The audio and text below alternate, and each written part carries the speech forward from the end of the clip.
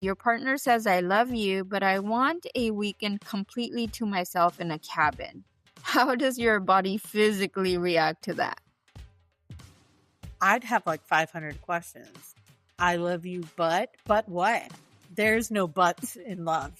Okay, there's just the love, Then I'd be like, why the fuck you want to be in a cabin for? God, bet you want alone time? Fucking go to the bathroom, bro. What the fuck you want to go to a cabin for? You want to go cheat on me? Is that what the fuck you trying to do? What the fuck? That bitch, DM that new cabin new. Okay, Miss Toxic. Fuck! Oh, Triggered me.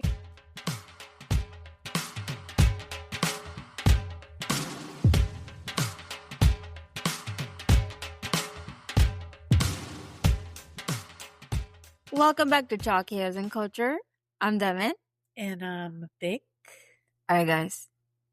Like I always say, grab your jaw. Not alcohol, guys. Your jaw. Very coffee. Very coffee. Eating. I'm drinking coffee right now.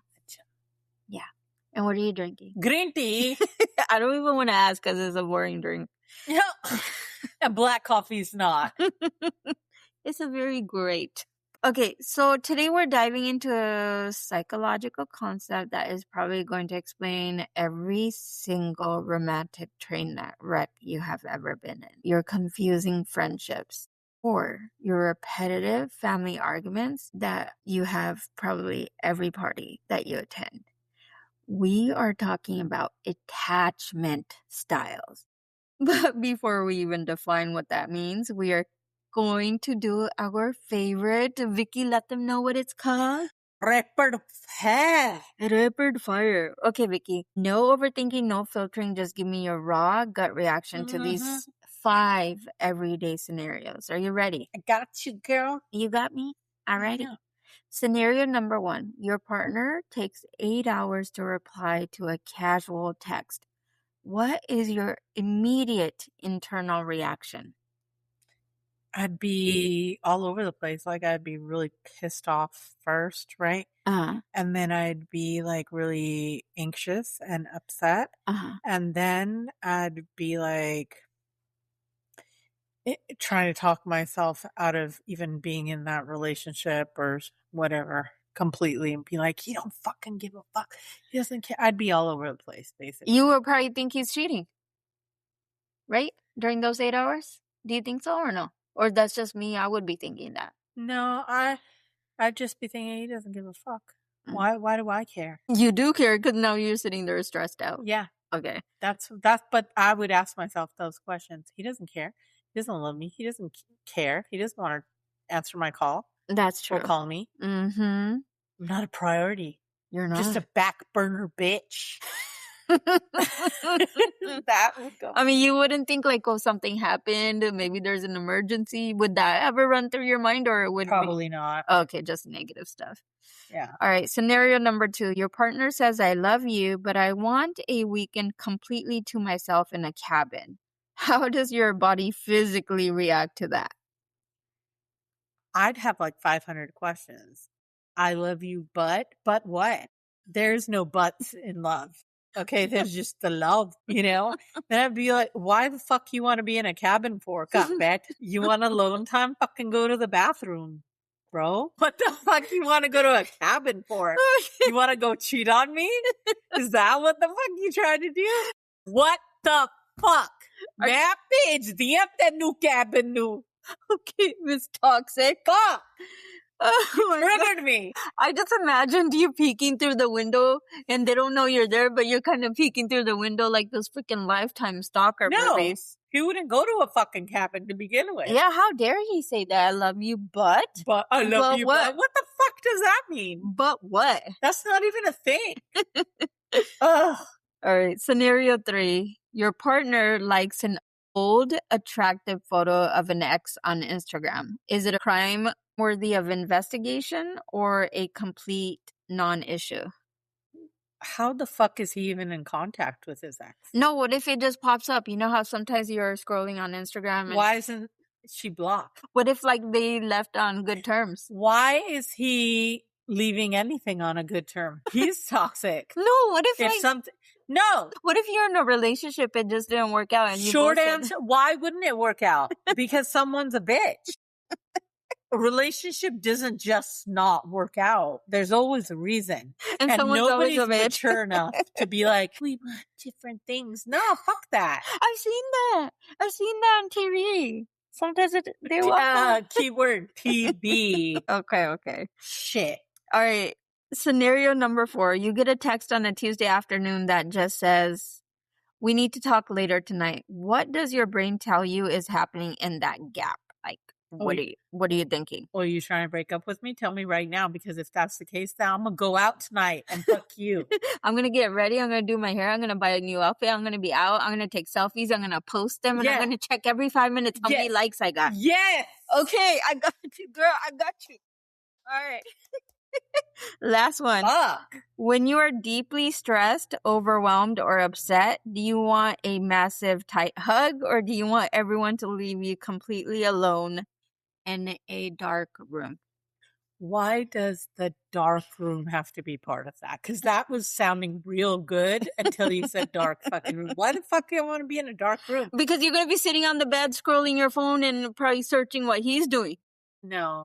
Oh, you want the lights on when you're doing that? No, I think it depends on what it is. I might want a hug, but I'm not like a hugger person.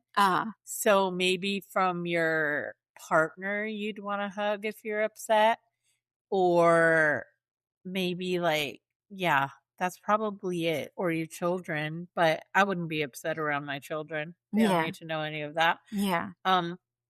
No, if it's my partner that's going to give me a hug, then, you know, he could be that or leave me the fuck alone. Yeah, that's true. You know, because I don't want no other hugs. Like, why? No. What is it going to do for me? You're not Care Bear. No. All right. You're not Barney. Yeah. You're not singing I love you, I love you. Yeah. Just leave me the fuck alone. Yeah. Let me be toxic in peace. And Vicky, you know your answers to those questions reveal everything about about your emotional blueprint. Yeah. In my opinion, toxic with a capital T. And also, before anyone out there listening at home thinks, "Oh, I'm single, this doesn't apply to me," let me stop you right there. This isn't just about dating. This is the exact blueprint for how you handle conflict with your boss, how you react when your mom doesn't answer her phone on the first ring, or why you overthink a text for 3 business days. I think, Vicky, 5 years. 5 years of business days. And hopefully by the end of this podcast episode, you're either going to look in the mirror and say, "Oh my God, this is so me," or you're going to look back at your dating history and finally realize why your ex behaved the way they behaved. Now, Vicky, let's unpack the chaos. Are you ready? Can you take a sip of your coffee so you're not coughing? Thank you very much. It's actually green tea. Thank you. Oh, green tea. Green tea. Get it right, sis. Oh, get it right. Okay. All right, let's lay down the basics. Okay. All right. Your attachment style is just the invisible framework of like how you handle intimacy, needs, and conflict. And this isn't some trendy TikTok buzzword. It stems from decades of actual research by psychologists. I was looking online. There's 2 psychologists that did research. One is John Bowlby and the other one is Mary Ainsworth. Ainsworth? What does that remind me of? Like Ains? Okay, never mind. And they found that these blueprints that we'll talk about later are drafted in early childhood based on how our primary caregivers responded to us. Get that, okay? As adults, we just pack those exact childhood blueprints into our suitcases and bring them straight into our relationships, which I agree with 100%. Hi, Vicky. You're taking a picture of me. Thank you very much. Guys, she's taking a picture of me as I'm trying to, like, speak. All right. And guys, we use the same coping mechanisms at 30 or 40 years old that we used when we were toddlers. I don't know if you have realized that, Vicky. So as a toddler, I feel like you were toxic, probably. Oh my God. Actually, I was a very good kid, my dad says. Really? Yeah, I was a very calm child. Oh my God. I don't know about them. The world I'm gonna fucked have me up. I'm gonna have to have a talk with your dad. And you know the blueprints I'm talking about? They actually fall into 4 major styles on a spectrum of anxiety and avoidance. Secure is 1.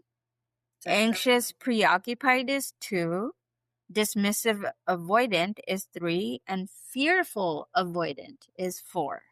Vicky, when you look at modern culture today with such as dating apps, social media, and everyone being hyper connected, do you think it's making it harder for people to maintain a healthy emotional blueprint, or has it always been this complicated? I feel like it's more complicated now than ever because the internet doesn't really help. Social media doesn't really help giving people anxiety, especially when, say, how, like you mentioned before, if your partner hasn't messaged you all day, you're quick to jump onto social media or say WhatsApp or, Instagram, whatever, to see when they were last logged on.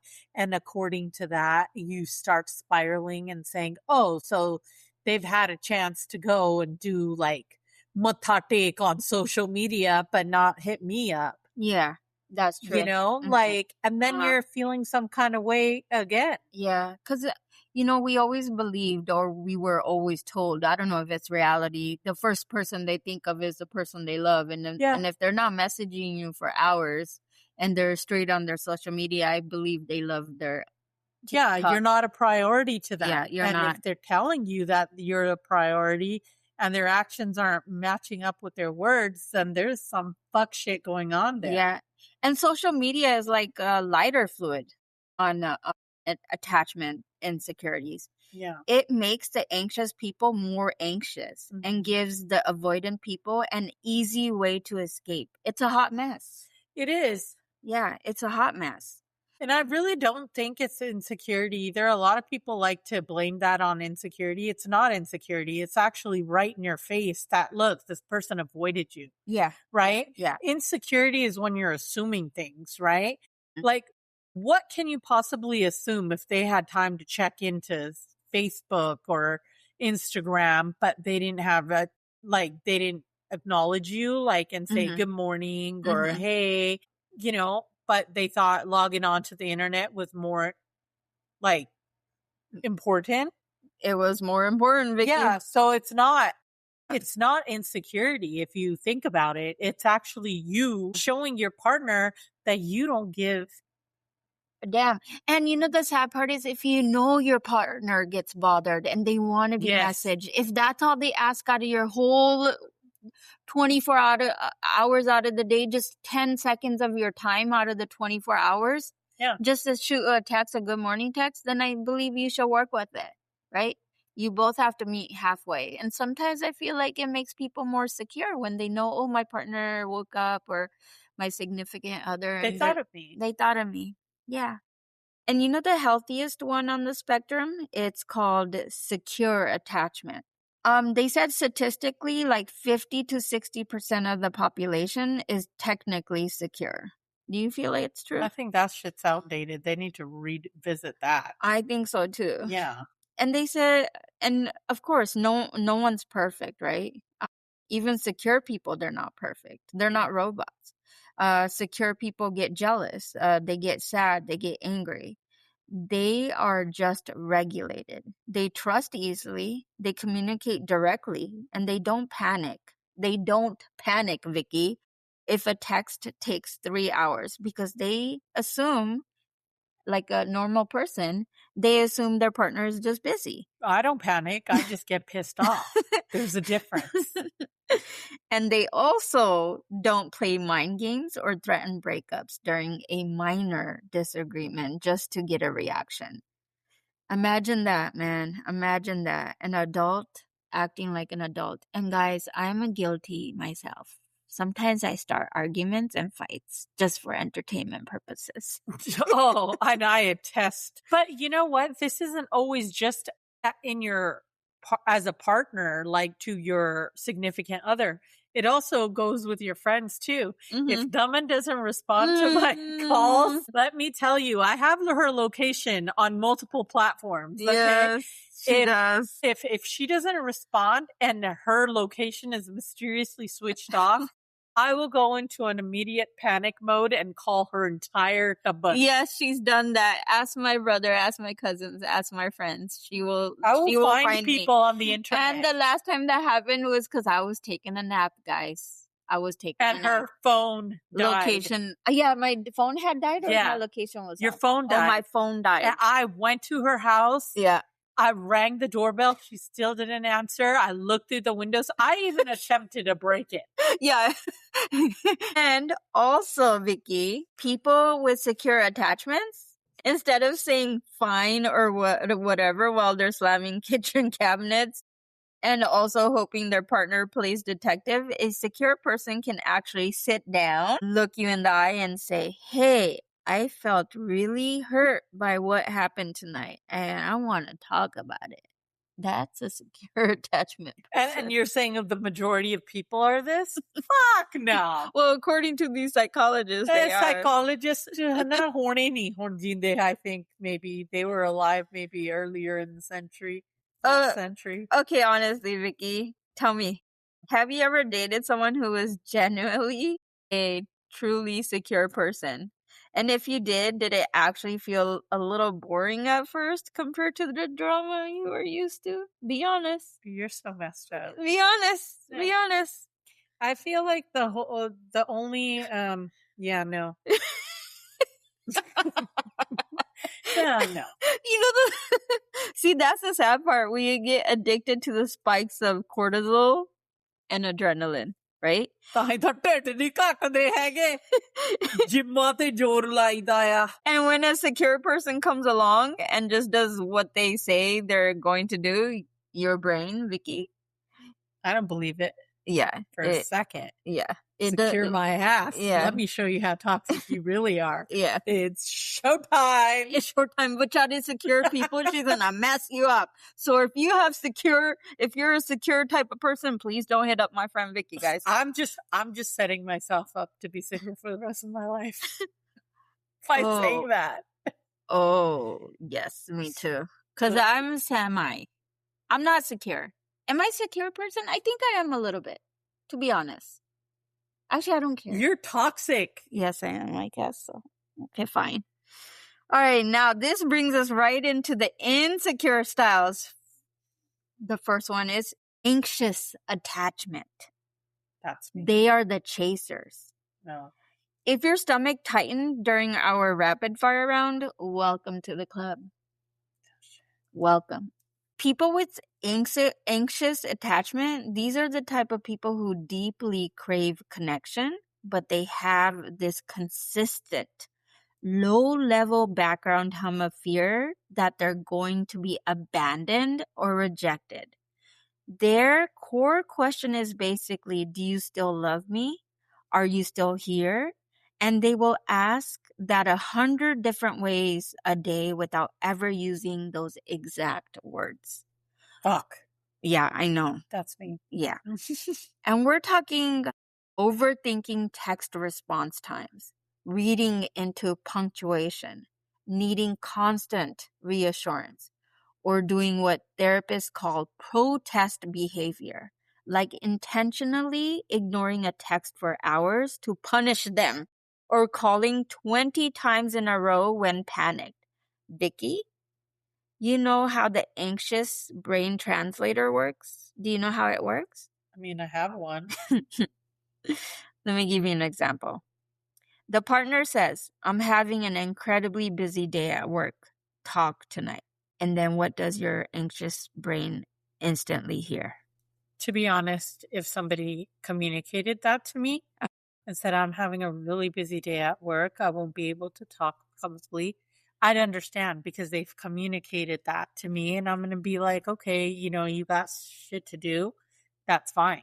Right? What about their location? You have their location. Is there going to be any moment, any time during the night that you're going to check their location?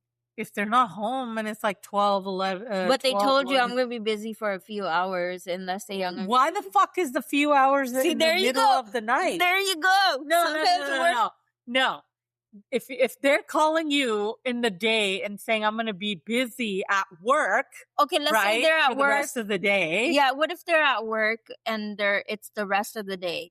During those rest of the day hours, is there going to be any moment, any time that you're going to check their location while you're sitting at home? Just out of curiosity. Probably not check their location, but if I don't have like, if it's been like so many hours and I know they're off of work, and then I'm going to be like, they should call you. They should connect with you and say, hey, I'm done with work. I'm going to go out for dinner with my colleagues or whatever. Just communication's important for people who have anxious anxiety styles. Yeah, that's true too. What if you have a partner that takes a weekend nap without warning? Does your brain decide they're using sleep to escape from you? No. Okay. Like, what if, but they didn't tell you they're taking a nap and you're calling them? Yeah. Then I would worry, because I would assume that if that's your partner, that they're going to say, hey, I'm really tired. I'm going to take a nap. It's just little communication. I think when people have anxious attachment, you just need to communicate with that person. It's not like they're obsessed and they just need you to be clingy to you. They would just want, like, I feel like communication, me at least. I'm sure there's some of those that you mentioned, that are constantly like you didn't tell me you were going to take a nap that day. Yeah. And I panicked. Yeah, you did. Because your phone's never off. Yeah, that's true. Okay. And it had died that day. Yeah. What if, like, your partner's always sending you text messages with emojis and then they text you they send you a few text messages and there's no emojis involved? Are you going to go into, like, anxious mode? Like, what is going on? Are they mad at me? Like, why are they not sending me those emojis anymore? Like if their texts are kind of dry. Yeah. Yeah. I will probably, depending on if whatever communication we had prior to that, or like if it's like a really like a dry text message and that's not how they do, I'm going to obviously, yes, I will definitely look into that and think, why are they doing that? Yeah, but what if, like, there's things happen in people's lives, sometimes they're not good at talking about it. Then I'll go into their brain. Yeah, you probably would. And I'll try to like what is it called? Dissect. Yeah, you would. Yeah, you probably would. I'd pull out my cards and start reading. That's so fucked up, dude. I know. That's so toxic. Okay. I know. All right. And most anxious attachers grew up with inconsistent emotional support. Sometimes their parents were warm and other times they were cold or unavailable. So the child learned a terrifying lesson. They learned that, or they started thinking that love can disappear at any second if they don't hold on to it with a deep, like a tight grip. And according to these psychologists, I didn't make that up. It's been researched, okay? All right, now I want to talk about the group currently causing absolute chaos in the online dating pool. The dismissive-avoidants, the runners. The anxious person's core value is connection. The avoidant person's core value is independence, extreme, uncompromising independence. I'm not just talking about, a little bit of independence. It's extreme independence. They struggle deeply with vulnerability and view relying on another person as a sign of weakness. Like you? Yeah. The second a relationship starts getting serious, a silent alarm goes off in their brain and they just pull away. Okay, to be fair, that's Sagittarians. I'm a Sagittarius too, and so is Daman. But this part is true Sagittarius in her. Yes, that is so true. We are supposed to be, I think, You know what? That is you. Yeah. And they say they like stonewall, they shut down, or they suddenly find random flaws in their partner to justify why they're leaving. That's you, Yeah. 100%. And when a partner says, I really miss you, I wish we could spend more time together, the avoidant brain doesn't hear love. It hears they are trying to control me and strip away my freedom. Oh my God, that's you. Most dismissive avoidants learned very early that relying on others wasn't safe because their needs were rejected or ignored as kids. And that That's not true for when you. I was reading that, I didn't think that was true. Right? Maybe some people fall into this category. Me, I was very loved as a kid. Still am a kid, and I'm still very, loved. And these kind of people, they kind of build a high-tech emotional fortress, right? Avoidants often come across as incredibly confident, self-sufficient, and charismatic at the very start when things are casual. That is you through and through. Why do you think people get so easily fooled by our initial charm? And at what point does this independence stop being attractive and start feeling like an emotional brick wall? I feel like when somebody first meets you, I mean, you come across as this like cute little innocent little, and then the devil awakens and you're just this evil little troll person. Oh my God, there goes my chance of finding love on my podcast. No, guys, I'm a very loving person. Please Yeah, to her kid and her dog and her mom. please send in your resume, No. your bank account statement, I warn you, she is the dangerous lady. your social security. I need details of your job, Bank balance. your bank balance, Oh my God. and what you can provide for me. Thank you. But she won't take anything. And I feel like people like me, I don't think I'm fully in this category. Says who? Me, okay, me. Okay. I feel like these people, they love the honeymoon phase. But the closer love gets to its castle, it feels more like a trap, right? So they deal with conflict by just turning off their emotional switches. Mm-hmm. I feel like my emotional switch, sometimes it is on, and most of the time, 99% of the time, it is off, guys. Mine's is fucking on. Oh my God. 7 days a week. It's on too much. Sometimes I'm like, dude, turn that shit off. It's exhausting. But the emotions go from happy to really mad. Yeah, to sad, to happy, to mad. I don't know if you guys have heard our other podcasts, and I'm all over the place. I'm Yeah. like a box of chocolates. You don't know what you're going to get. till you try one. No, remember Forrest Gump? He said, life is like a box of chocolates. You never know what you're going to get. Like, it's unpredictable. And that is how No, but what I'm saying is you won't know what you're going to get until you try one. Do you get it? No, you don't need to try it because some are like round and they're like truffles. But I'm And thinking others are like flavors. have nuts on them. Yeah, but when you look at them, you know you got a truffle or a nut one. I'm talking about what's inside. You're not going to know what you get until you try it. Just believe me. But Just agree with me. I don't think We're going to have to dissect this. People don't want to last that long to try. We're going to have to dissect this thing Forrest Gump said. Yes. All right. Then now we have the most complex one, fearful-avoidant, also known as disorganized attachment. Imagine waking up every single day wanting love desperately, but also being utterly terrified of it. It's like trying to drive a car with one foot slammed on the gas and the other slammed on the brake. I kind of think that's me too.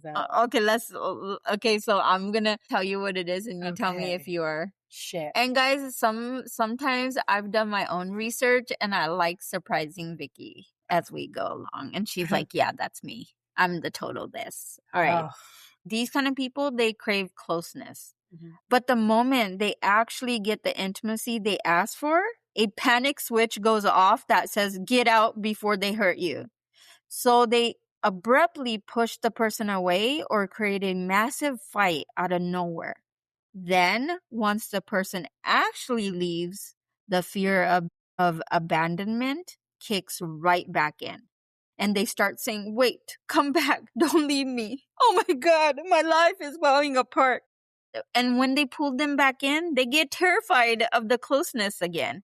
And they keep repeating that cycle forever and ever. It looks exactly like, I love you, but leave me alone.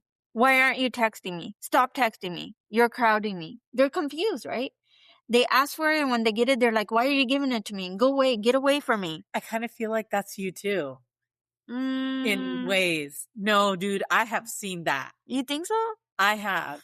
I feel like I think like a lot of people are kind of like hybrids instead of an exact.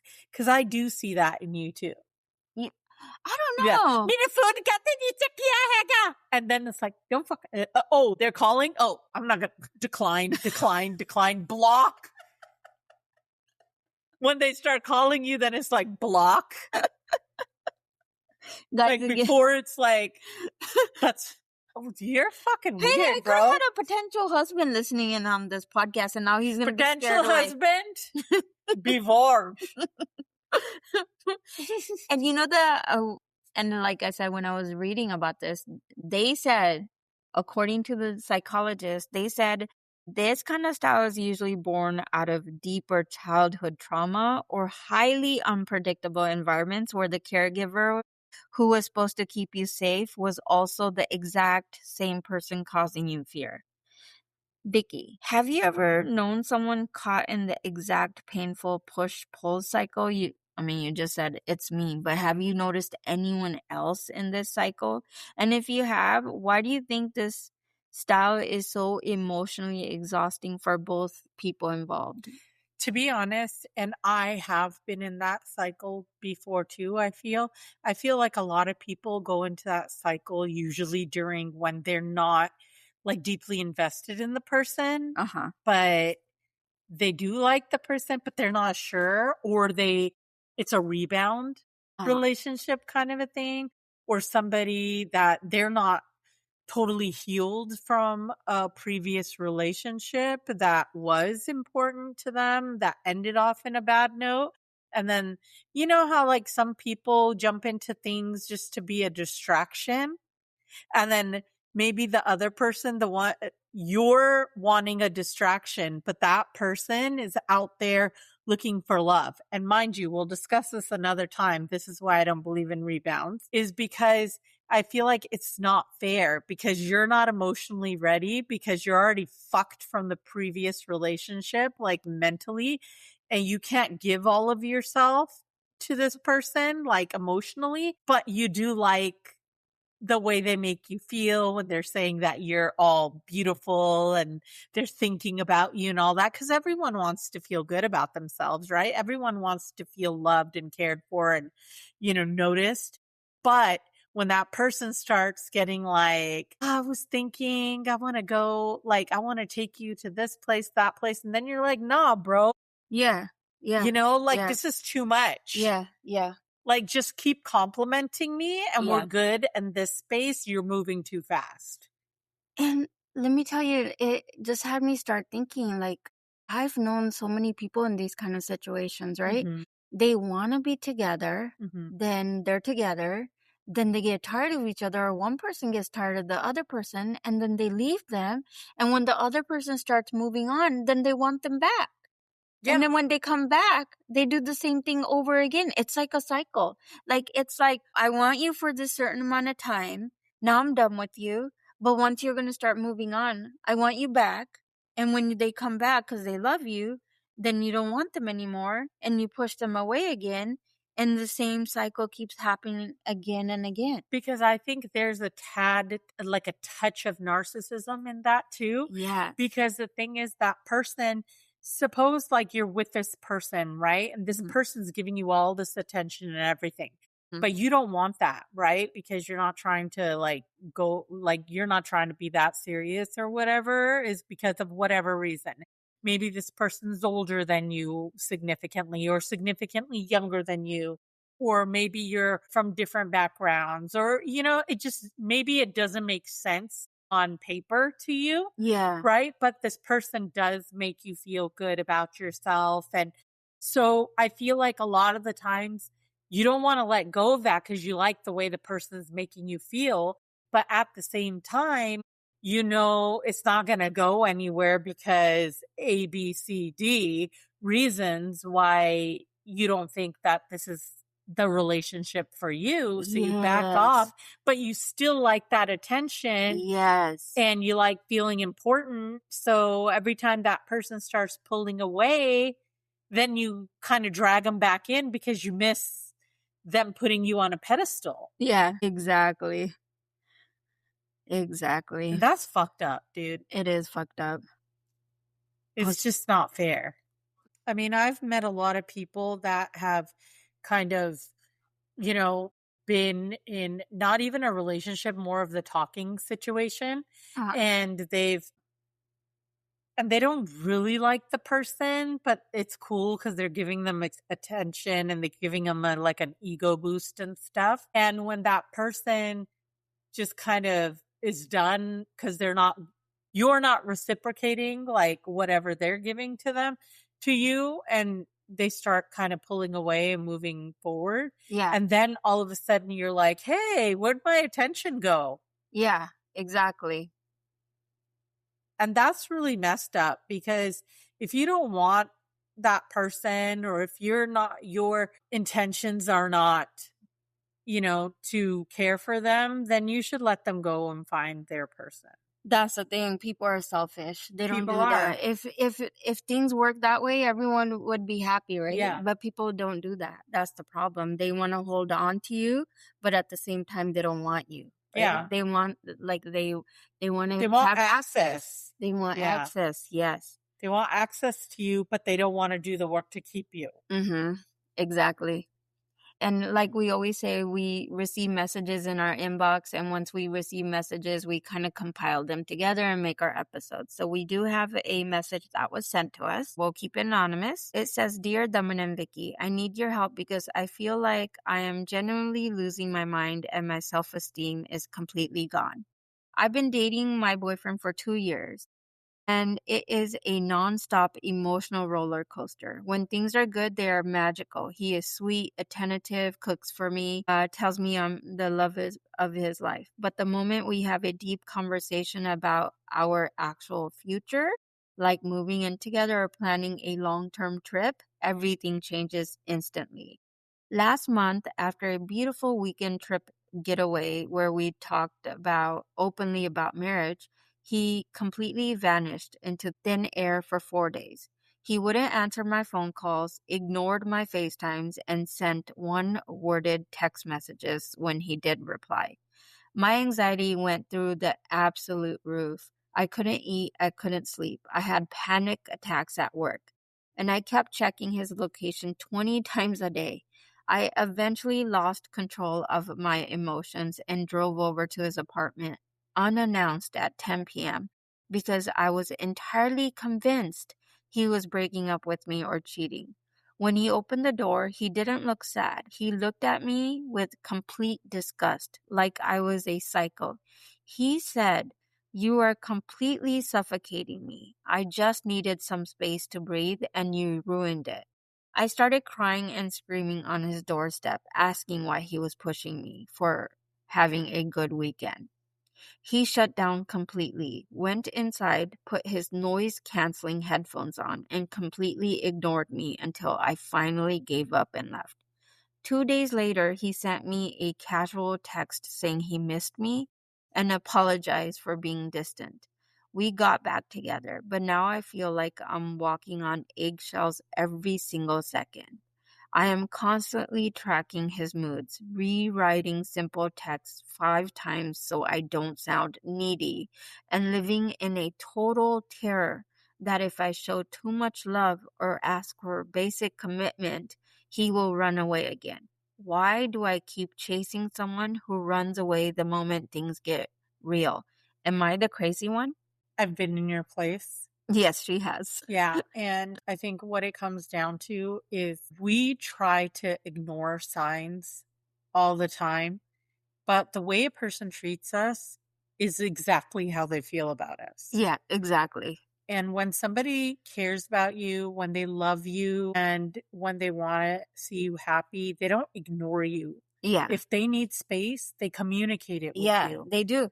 and they Yes. tell you that, hey, this was a little intense. I do need some space. Like I feel like things are moving too fast. Communicate your feelings so that you're not leaving this person completely mind fucked, wondering if they did something wrong to you. And maybe that is just your way of loving somebody, is that you give them all this love and attention. And maybe he is not ready for that. Mm-hmm. What do you think, Daman? I don't think she's crazy, Mm-mm, right? not at all. Um, I feel like what she's describing, this whole situation, it's kind of like the anxious avoidant trap, right? Mhm. She's the anxious person. She feels, when she feels a tiny bit of emotional distance, she steps forward and she starts chasing that gap, right? Because she wants answers. Yeah, And if communication was there, that wouldn't be an issue, right? yeah. And then he's the avoidant person because avoidant people, they feel the step forward, like the experience, it's kind of like suffocation. So they talked Mhm. about marriage, so maybe he feels a little suffocated, right? So he took a step back, and what I mean is step back, that he was kind of trying to run away, right? And then when he did that, her being anxious, she kind of panicked, and she kind of started chasing him twice as hard, right? He's running away because he's avoidant, and she's the anxious person. So she's running harder and showing up at his apartment. And when she showed up, he completely shut down. So he put on his headphones and he ignored her for 2 days. Basically, shut her down. And that's what I mean is anxious avoidant. I feel like they're both, one is anxious and one is avoidant. For me, the thing where she did wrong is showing up at his apartment. I don't think she should have And done that. I don't think that she should have done that, but then it depends on where they are in this relationship, right? She said that they were together for 2 years. So I think after 2 years, that is room for concern, It is you room know? for concern, but you don't just show up at someone's And you don't house. just ignore your partner of 2 years and not. And maybe that's why he's feeling suffocated, because the moment he wants space, she kind of jumps into his space and tell me why. To be honest, if I were in his situation, there are days I don't want to talk to anyone because I'm feeling some sort of way. I've had a hard day at work. I work full time. I have my own business. Yeah. There's things that happen, right? And there are times I don't want to text anyone. I don't want to call anyone. I just need my space, right? And if I'm not calling you back or I'm ignoring your text messages, don't show up at my house. That's going to get me more irritated. And I think that's what happened to him. He's like, whoa, the only mistake he did is he should have communicated with And her. I think Maybe. if he had communicated with her and then she would have done that, I feel like she would have been wrong then for showing up when he specifically told her that he needs space right now Mm-hmm. to Mm-hmm. think about things.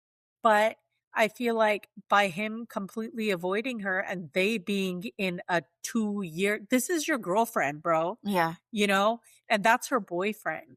So her showing up at his house, it could have been out of her being concerned, like he hasn't gotten back to me, or Yeah. maybe this is not like him. Yeah. Maybe it was just super intense when they went out. Yeah. And if you're going to go away, suppose with your partner and you had a great trip, like she said, they talked about stuff, they openly Mm-hmm. communicated, and then all of a sudden you're back and you fucking ignoring her, like man up kind of Yeah. a thing, like Yeah. person up, Yeah. and at least say, hey, it was really intense. I know Yeah. we had some deep conversations, but, it was all really a lot for me. And I just need a few days to kind of process everything we talked about. Yeah. And then if she would have shown up at his place, then yes, you would have been wrong. Yeah. Then, Right. But I feel that you weren't wrong for showing up. You showed up because I don't know, maybe you were concerned that you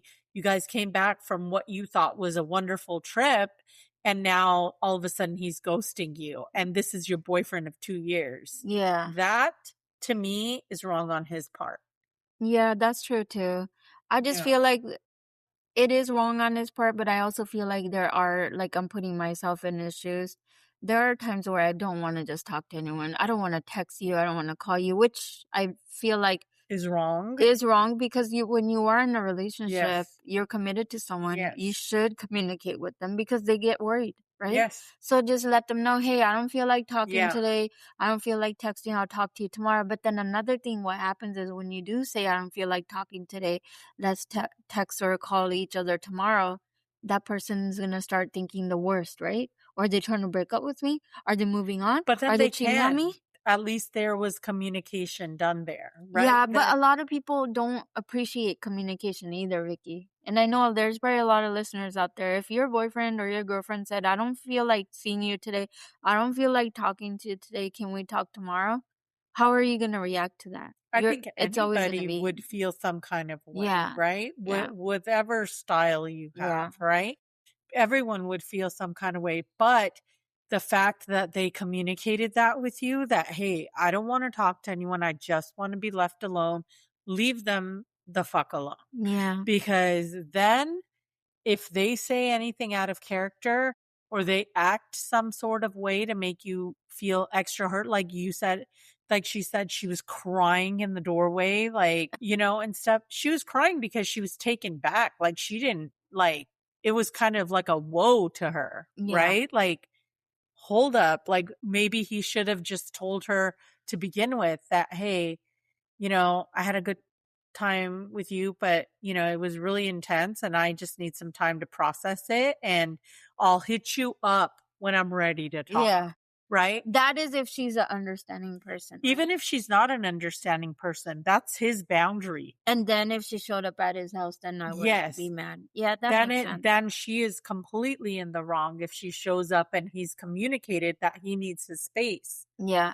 And you know what else I learned is our like people's attachment styles, they're an acquired pattern, not a genetic life sentence. We and everyone else is not stuck though in those ways forever, right?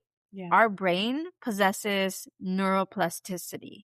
That means we can rewrite our emotional software and move into what psychologists call earned security.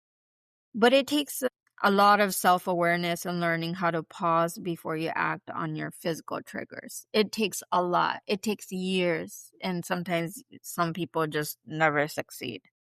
And if you are anxious, it means, learning to sit with the discomfort and self-soothe your nervous system. And instead of sending 10 consecutive frantic text messages, just sit there, relax, dude, just relax, right? And if you're avoidant, it means practicing the emotional maturity to communicate your needs instead of just vanishing, right? Communicate your needs. Don't just vanish because if you are in a relationship, your partner is going to get worse. So, Vicky, when it comes to actively trying to change these deep seated patterns in our daily lives, what do you think is the hardest part of rewriting that emotional software?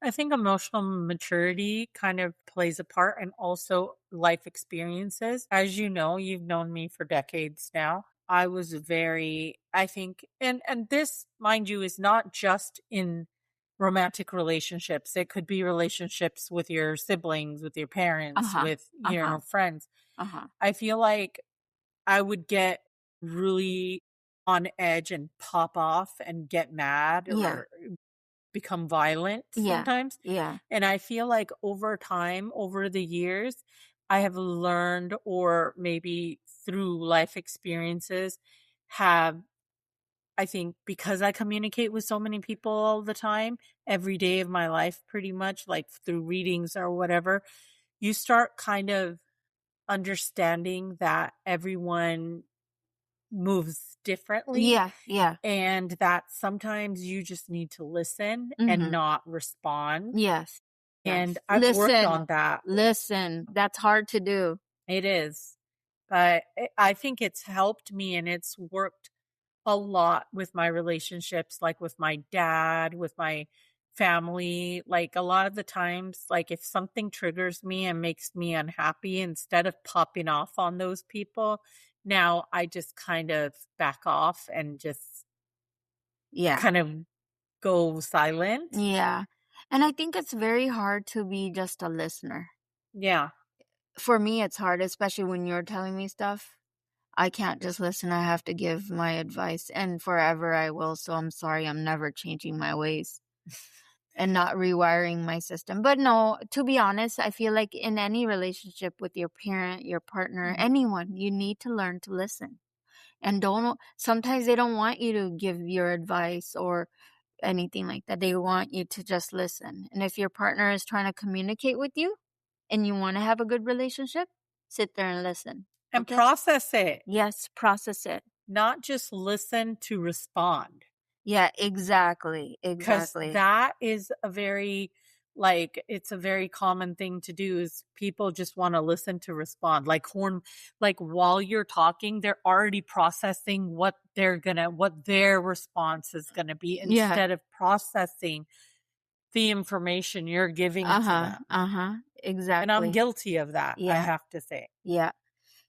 And all right, before we wrap up this serious talk, I have a surprise, a final rapid fire. Oh, shit. 2 rapid fires in one episode. All right, Vicky. I'm going to give you some sentences and I want you to finish them, okay? Okay. And finish them with the first thing that comes to mind. No thinking and you don't have to give me no perfect answer. Okay. A relationship should never require you to compromise your dignity. Okay. The ultimate relationship red flag that people ignore is how someone acts is their true feelings, not what they say. Okay. I feel the safest and most understood when someone communicates. The absolute hardest thing about navigating modern dating today is lack of communication. Yay, ding, ding, ding, ding, ding, ding. You won $1 million. Mic drop. I don't care कि game what is that? I don't care कि race के नहीं मैं जितना. All right. The goal of understanding attachment styles isn't to slap a permanent label on your forehead, guys, or diagnose your friends over brunch, or use it as a convenient excuse for toxic behavior. You can't just treat someone like garbage, disappear for a week and say, well, sorry, don't blame me. I'm just dismissive-avoidant. No, that's just an excuse, my friends. The goal is to understand your patterns so you can finally take accountability and stop repeating them. Because healthy, secure relationships don't just drop out of the sky by pure luck. They are intentionally built, okay? Vicky, what's your final parting thought for everyone listening who might be realizing they have some patterns to work on? I feel like it's most important for you to really sit with yourself and really try to understand yourself first, instead of a lot of people tend to say, well, this is just how I am. Yeah, and that I've done that too. Yeah, I think we all done that at some point or another. And that's not true. This is just not, as humans, we're evolving. We're constantly, we're supposed to be evolving. Yes, we are. Right? Through life, through experiences, through connections, through all that stuff. So really, like, you need to kind of analyze yourself too. Yes. Look in the mirror, guys. Look in the mirror. Well, beautifully said. Now, guys, if this episode hit a little too close to home, we want to hear your story. Email us your breakdowns, your relationship stories, and your breakthroughs. Our email is in the show notes. And don't forget to rate, review, 5-star, and follow our Jaw Chaos and Culture on any listening platforms such as Spotify, Apple, Amazon, YouTube, iHeartRadio, and never miss our therapeutic chaos. Keep the jaw hot and the chaos managed. I'm Daman. And I'm Vic. And we will talk to you guys next week. Bye. Bye-bye.